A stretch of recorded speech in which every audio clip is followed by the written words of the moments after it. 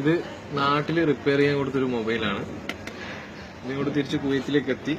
അപ്പം നമുക്കിത് തുറന്നു നോക്കാം. ജസ്റ്റ് താഴെ വീണിട്ട് ഇത് ഓണാകുന്നില്ല. അങ്ങനെയാണ് നാട്ടിൽ കൊടുത്തത്. മൂപ്പരിൽ നിന്ന് തിരിച്ചു കൊണ്ടുവന്നതാണ്. നമുക്കിതൊന്ന് തുറന്നു നോക്കാം എന്താ അവസ്ഥ. അപ്പൊ നിങ്ങൾക്കെല്ലാം മനസ്സിലാവും നാട്ടിലെ മൊബൈൽ ഷോപ്പിൽ കൊടുത്തതിന്റെ അവസ്ഥ എന്താണ്.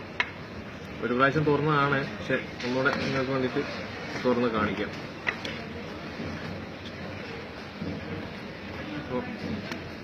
തുറക്കാണ്. ഇതാണ് അവസ്ഥ. നാട്ടില് റിപ്പയറിന് കൊടുത്ത മൊബൈലാണ്. ഐഫോണാണ്.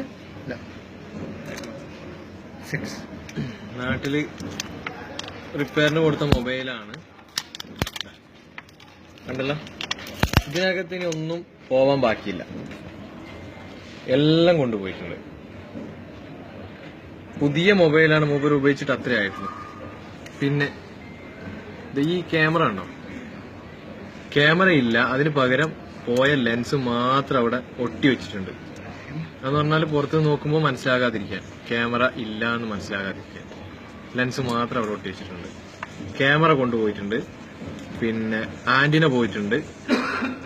ഒന്നുമില്ല ഇതിനകത്തിപ്പോ, മൊത്തം പോയിട്ടുണ്ട്. പിന്നെ മൗസ് പോയിട്ടുണ്ട്. ഈ മൗസ് മാറ്റിയിട്ടുണ്ട്. പിന്നെ LCD പോലും ഡ്യൂപ്ലിക്കേറ്റ് ആയിട്ടിരിക്കുന്ന പുതിയ മൊബൈലാണ്.